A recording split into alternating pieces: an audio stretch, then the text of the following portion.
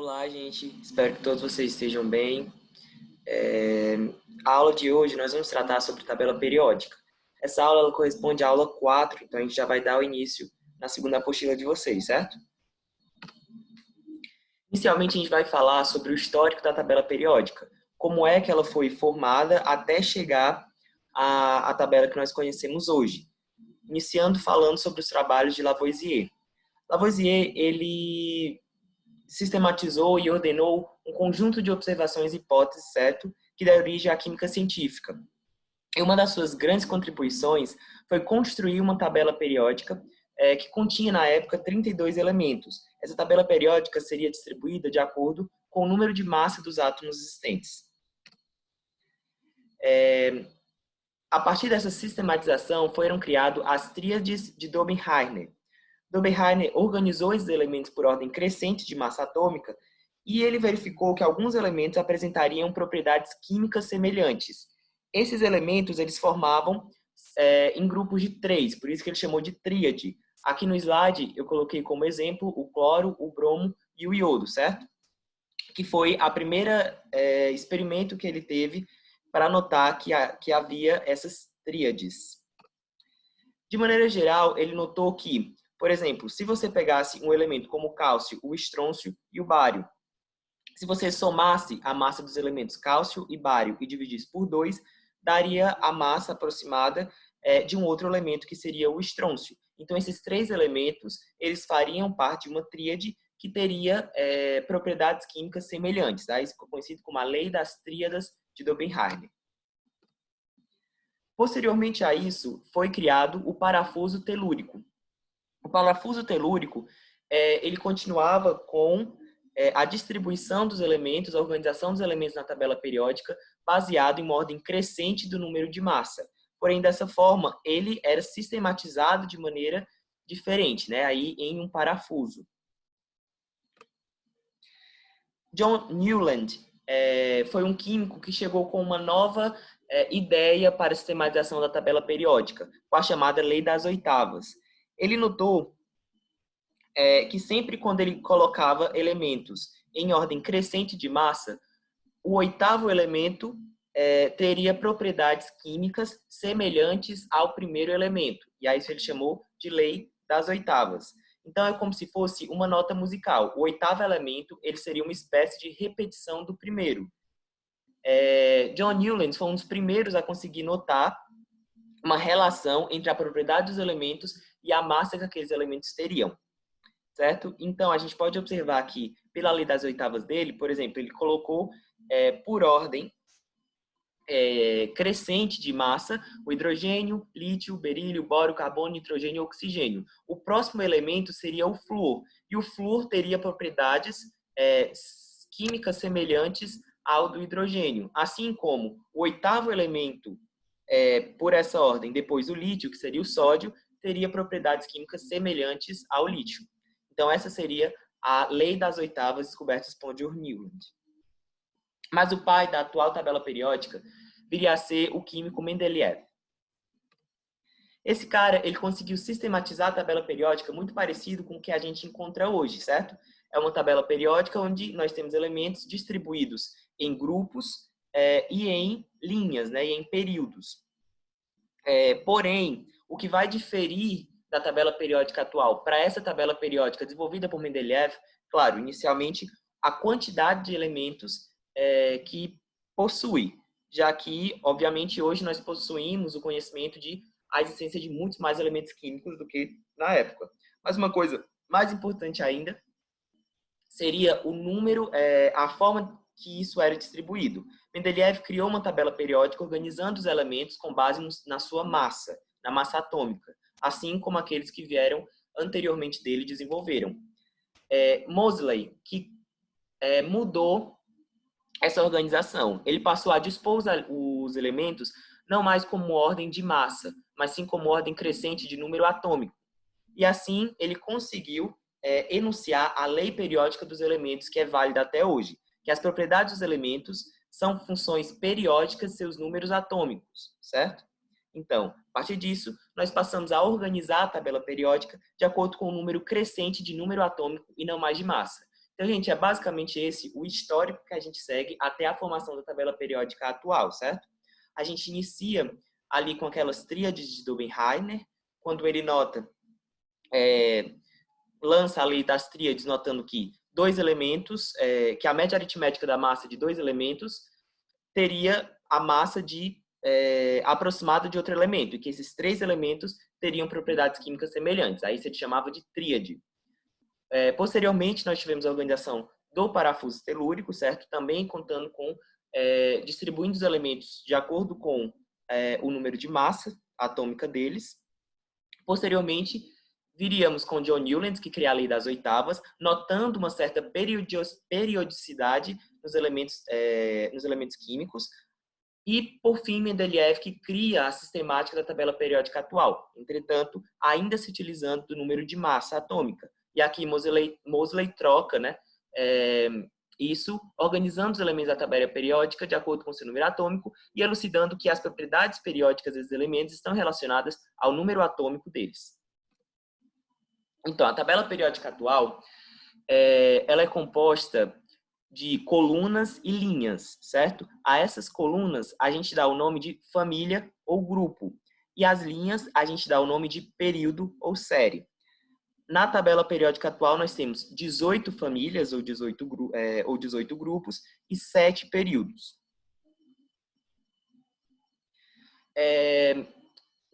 Dentro da mesma família, ou seja, dentro da mesma coluna, é notável que os elementos vão ter propriedades químicas semelhantes. A gente vai poder ver, por exemplo, que na família 1, né, no primeiro grupo, nós vamos observar os metais alcalinos. Todos esses metais alcalinos, todos eles que estão na primeira coluna, eles têm propriedades químicas muito semelhantes.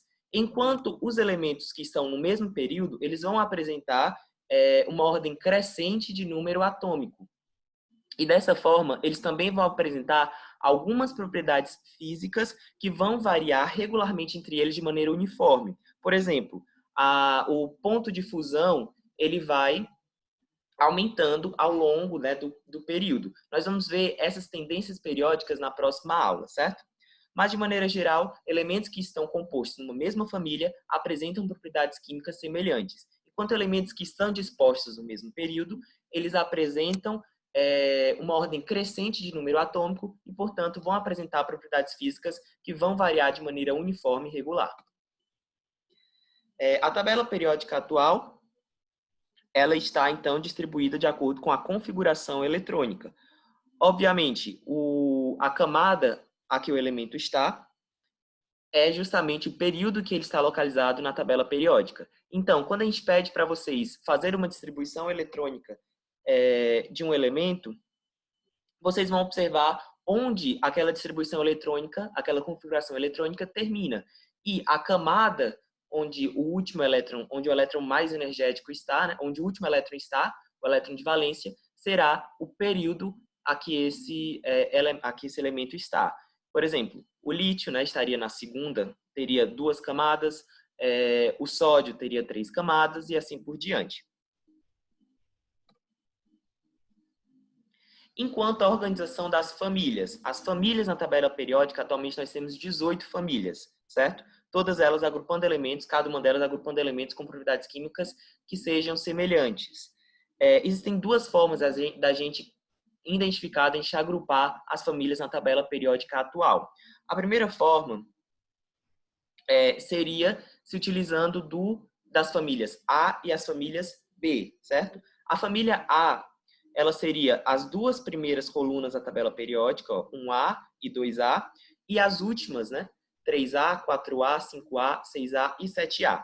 Enquanto a família B estaria aqui no meio da tabela periódica. Vocês podem observar por esse slide que ela não segue uma sequência de ela não segue uma sequência lógica de 1 até 8, né? Ela vai 3, 4, 5, 6, 7, 8, 8, 8, 1 e 2. Essa maneira de organizar a tabela periódica, ela acabou sendo utilizada mais no passado, né? Hoje a gente divide elas em grupos. Então, a gente não mais tem essa divisão entre família A e família B. A gente enumera da esquerda para a direita o número da família, de 1 até 18. A família A representa os elementos representativos, enquanto a família B representa os elementos químicos de transição. Então, é exatamente isso o que trata esse slide, certo? A tabela periódica, ela apresenta os elementos representativos, que são aqueles elementos que estão dentro da família A, certo? Esses elementos, eles têm uma característica de que quando você faz a configuração eletrônica, o elétron mais energético, o último número ali, quântico da configuração eletrônica, vai terminar em S ou em P. Enquanto os elementos de transição, eles têm a noção de que, ao fazer a configuração eletrônica, o último número quântico, né, o elétron mais energético, vai estar no subgrupo, na subcamada D ou F. Então, com isso, a gente divide a tabela periódica dessa forma. A gente tem os elementos que terminam a sua configuração eletrônica na subcamada S ou na subcamada P, estão dentro dos elementos representativos, enquanto aqueles que terminam no subnível, na subcamada D ou F, são os elementos de transição. É importante vocês observarem que aqueles que terminam com o subnível, com a subcamada F, eles ainda apresentam um nome especial, né? São os lantanídeos e os actinídeos. Uma outra forma de organizar a tabela periódica, de dividir a tabela periódica, seria classificando os elementos. Nós temos elementos que são metais, a maioria esmagadora dos elementos da tabela periódica são metais. Nós temos os ametais, presentes aqui na região mais à direita da tabela periódica. Nós temos elementos semimetais, que ficam na transição entre os elementos metais e ametais na tabela periódica, e como o nome já sugere, eles apresentam propriedades, características que lembram tanto metais e ametais. E os gases nobres, que obviamente também são ametais, porém são uma classe especial de elementos ametais. E assim nós vamos ver as principais características de um metal, de um ametal. Um metal, ele apresenta um brilho característico, certo? A maioria esmagadora dos metais, eles estão em estado sólido à temperatura ambiente. A gente tem como única exceção o mercúrio, que é o único metal líquido à temperatura ambiente. De maneira geral, os metais eles são bons condutores, tanto de calor quanto de eletricidade, e eles são bastante resistentes e maleáveis. Eles são a maior parte dos elementos químicos que a gente tem na natureza. Enquanto os ametais, eles existem nos 3 estados da matéria, certo? A gente pode observar em temperatura ambiente tanto ametais em estados sólidos, como os exemplos dados no slide, iodo, enxofre, fósforo e carbono, quanto os ametais que estão em estado gasoso, o nitrogênio, o oxigênio e o flúor. A única grande exceção aí seria o bromo, que é o único não metal que está em estado líquido à temperatura ambiente. De maneira geral, eles não apresentam brilho, certo? Com exceção de alguns isótopos do carbono, no caso, o carbono na sua forma de diamante, e também do iodo. Eles também não conduzem muito bem nem o calor, nem a eletricidade. A grande exceção disso seria o carbono na sua forma de grafite. Os metais, gente, de maneira geral, eles têm uma tendência a perder elétrons, a virarem cátions, certo? Por isso, a gente diz que eles têm uma tendência de eletropositividade. A gente vai ver isso melhor na próxima aula. Enquanto os ametais, de maneira geral, eles têm uma tendência a ganhar elétrons, portanto, a virarem ânions, a ficarem negativos. Então, eles são eletronegativos. A gente vai ver melhor esses conceitos na próxima aula, quando estivermos falando de tendências periódicas, mas é importante já ir ressaltando essas características distintas dos metais e dos ametais. Hoje não é mais necessário, não é mais obrigatório que a gente conheça os elementos da tabela periódica, o nome das famílias. O vestibular não vai cobrar isso de vocês. Porém, é importante, até para o conhecimento geral de vocês sobre a química, vocês saberem os nomes e algumas características de elementos de algumas famílias importantíssimas da tabela periódica. A primeira delas seriam os metais alcalinos. Metais alcalinos, eles estão na família 1A, certo? No grupo 1. Eles são metais, então apresentam um brilho metálico característico. Eles têm uma oxidação muito fácil, assim como uma boa condutibilidade tanto térmica quanto elétrica, certo? E são características básicas dos metais, mas que os metais alcalinos têm de maneira exacerbada. Uma coisa importante é que esses metais alcalinos, eles são extremamente reativos com a água. É uma questão de bastante pegadinha, às vezes, colocarem no Enem. Se pode reagir sódio, por exemplo, com água? E a resposta é claro, não, né? O sódio ele tem uma alta reatividade com a água, então se você colocar sódio, você vai ter uma reação exotérmica abrupta. Eles apresentam somente um elétron na sua camada de valência, portanto, para completar a regra do octeto, para adquirir estabilidade química, eles têm a tendência de perder esse elétron e ficar mais um, né? Ficarem um cátion mais um. O próximo grupo ao lado deles, né, seria o grupo 2 ou o grupo 2A, que são o grupo dos metais alcalino-terrosos. Esses metais, eles apresentam características similares aos outros metais, certo? Eles se oxidam muito fácil, eles também são reativos com a água, certo? Porém, eles vão apresentar 2 elétrons na sua camada de valência. Dessa forma, como eles apresentam 2 elétrons na sua camada de valência, eles têm a tendência de perder esses 2 elétrons para poder adquirirem estabilidade eletrônica. Por isso, eles tendem a formar cátions mais 2. Indo lá para o final da tabela periódica, nós temos os halogênios, né? O grupo dos halogênios. Esse grupo, o grupo 17 ou o grupo 7A, eles são elementos que apresentam uma eletronegatividade enorme. Eles são os elementos mais eletronegativos da tabela periódica, ou seja, eles têm a maior tendência de ganhar elétrons. Como nós vamos ver na próxima aula, o flúor, né, que faz parte dos halogênios, é o elemento mais eletronegativo que a gente tem conhecimento. E a última família, né, à direita da tabela periódica, seria os gases nobres. Os gases nobres, a temperatura ambiente, eles são gases. E uma característica básica que faz a gente diferenciar eles dos outros ametais é que os gases nobres, eles são quimicamente inertes.